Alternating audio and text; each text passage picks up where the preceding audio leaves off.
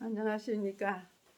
오늘은 크리스마스 예수님 오시는 그 밤을 생각하면서 이렇게 또 불도 켜놓고 합니다. 오늘은 아브라함의 시험에 대해서 좀 말씀을 드리려고 합니다. 믿음의 조상 아브라함, 우리가 그렇게 많이 말을 하지요. 믿음으로 순종하고 믿음으로 갈 바를 알지 못하고 길을 떠나서 가는 곳마다 제단을 쌓고 그 많은 식구를 다 거느리면서 하나님의 사랑, 참 하나님에 대해서 가르치면서 아브라함의 집에는 어른 섬기는 법이 따로 있는 것도 아니고 종이라고 종 거느리는 법이 따로 있는 거 아니. 종이든 어른이든 아이든 어른이든 상관하지 않고 똑같이 정말로 한 가족처럼 친자식처럼 그 많은 식구들을 돌보는 아브라함의 너그러운 정신을 제가 먼저 말씀드렸는데, 그러는 동안에도 하나님께서는 그에게 자식을 허락하지 않았어요.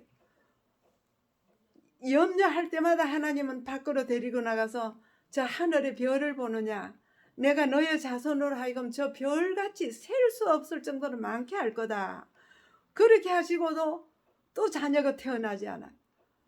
또 걱정하고 염려하니까 하나님께서 모래 사장으로 데리고 나와서 이 모래를 네가 셀 수 있느냐, 이 모래보다도 네 자손이 더 많을 거니까 염려하지 마라. 네 몸에서.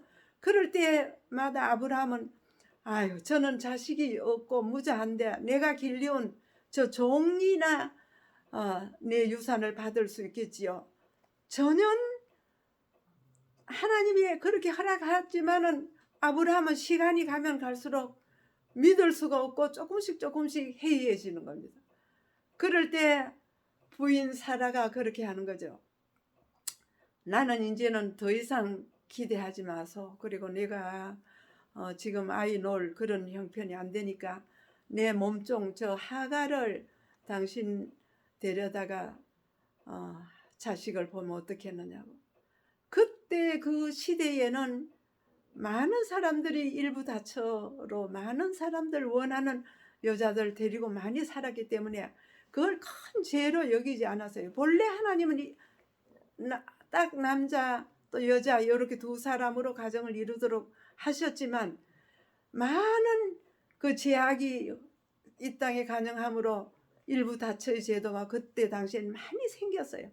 그런데 사라도 그걸 보고 있는 세상에서 자기가 자식을 못 놓을 바에는 첩이라도 두어서 후손을 이어줘야 되겠다. 그렇게 생각하고 남편을 꼬드겼지요. 그래서 아브라함은 처음에는 안 된다고 하지만 어떻게 할 수가 없었어요. 그래서 그런가 할 수 없다. 그러면 할 수 있나? 당신 말대로 한번 해보자. 그래서 그 몸종을 취해서 아내로 맞이하고 이 아내가 첩이 돼서 임신을 하게 됩니다. 그럴 때 하갈의 마음에는 교만심이 생깁니다. 자기 주인으로 모시던 사라를 주인으로 여기지 않고 내가 너의 후손을 낳고 이제 나는 너보다 높다고 하는 그 자만심 때문에 주인으로 받들지 않아요. 그럴 때 이 사라는 얼마나 비통하고 속상하고 괘씸한지 견딜 수가 없어서 남편한테 막 화풀이 하는 거죠. 당신이. 그래서 자기가 그렇게 분명히 주고 허락했는 일인데도 속이 너무 상하니까 남편한테 바가지를 끌고 있는 거죠, 사실은. 그런데 아브라함은 어떻게 할 길이 없어서 이쪽도 달래고 저쪽도 달랬지만 결국 하갈은 집을 뛰쳐나갑니다. 너무너무 속상하고 고막 보기 싫다고. 그래서 도망을 가버렸죠. 도망가서 아무도 없는 우물가에 앉아가지고 울고 있는데 하늘의 천사가 내려옵니다. 사람 모양으로 내려와서 사라의 여종 하갈아, 네가 어디서 왔느냐? 그렇게 알면서 물었거든요. 그럴 때 왜 그렇게 하는가 하면 네 신분을 알라는 거죠. 너는 사라의 종이고 하갈인데 왜 그 힘든 것 그걸 못 참고 쫓아나왔느냐. 집으로 돌아가라. 네 주인을 전에처럼 잘 모셔야 한다.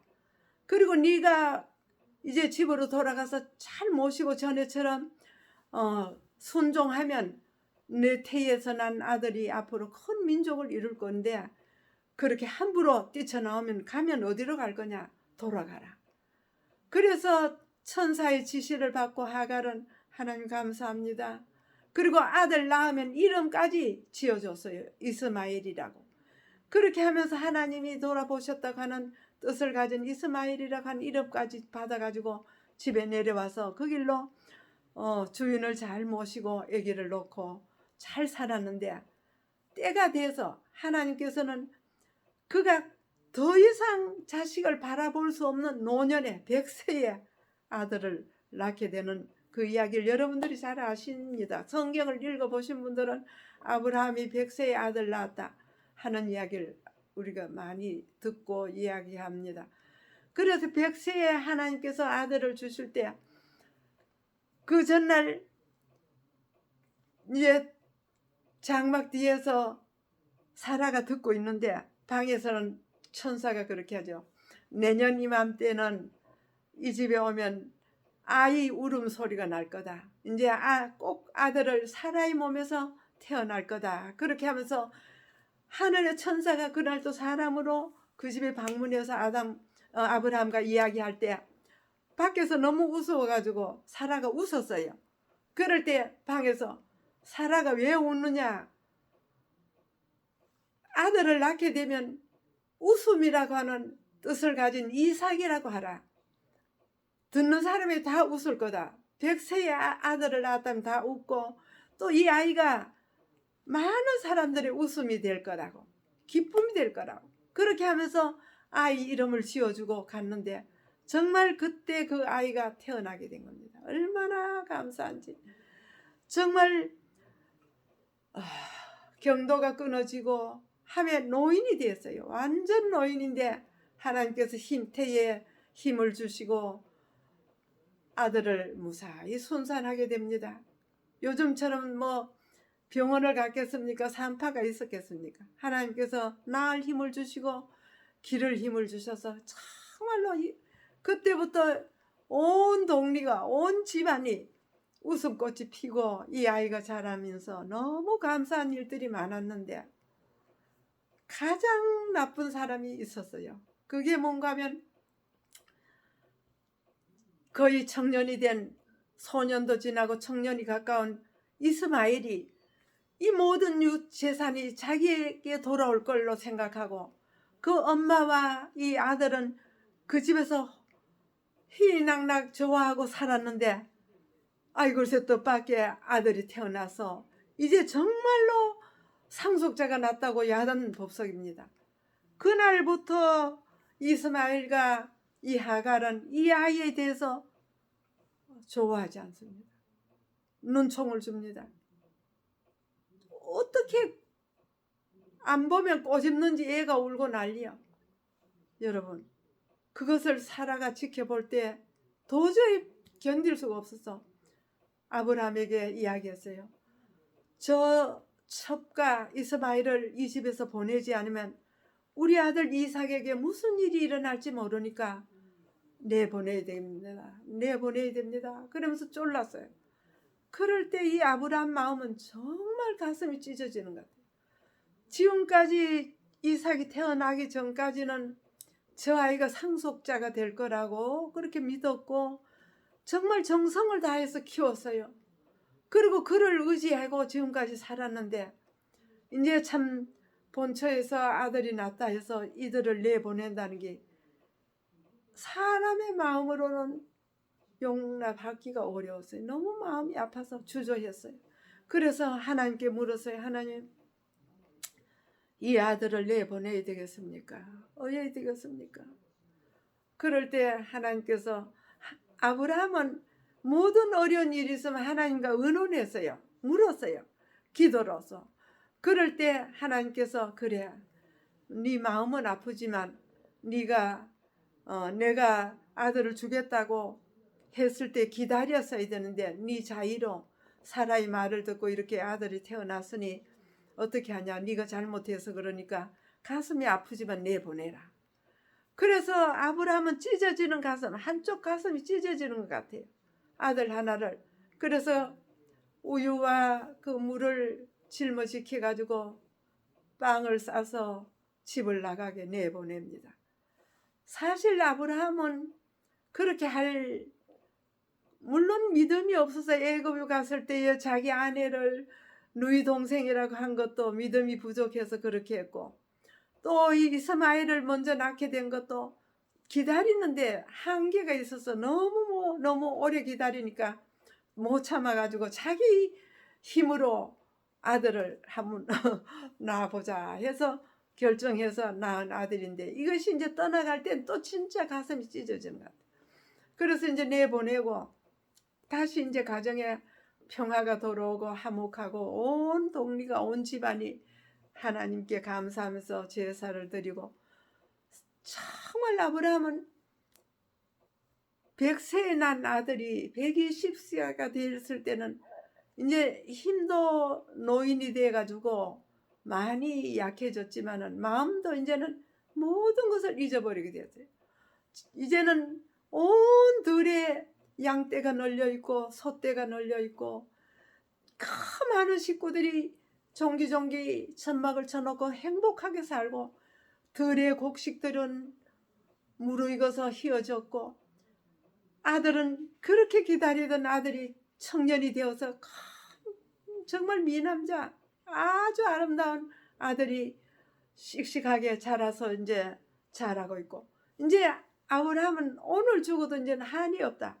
하나님께서 여기까지 인도하셨으니 너무 감사합니다. 정말 평안하고 행복한 나날을 보내면서 하나님께 감사 제사를 계속 드리고 있었어요. 근데 하나님께서 아브라함에게 찾아오셨어요.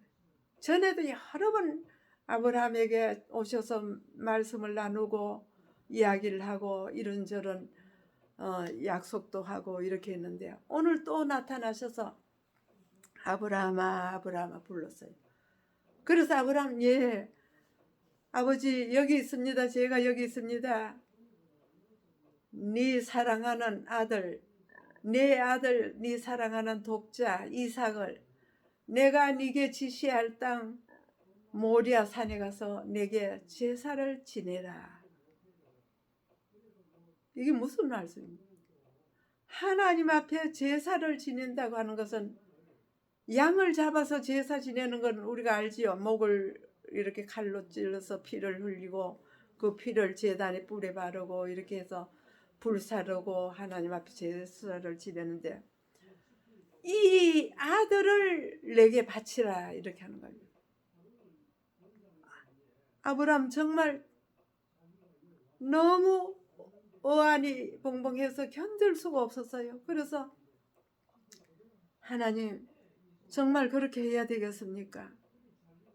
그 말씀이 떨어지자마자 아브라함은 가슴에 막 방망이질을 하는 겁니다. 어떻게 이게 하나님 말씀이 분명할까? 분명히 네 몸에서 날 아들이 하늘의 별과 같이 바다의 모래같이 많겠다 했는데, 이제 다 키워놓으니까 이걸 하나님께 바치라니, 하나님 이게 정말입니까?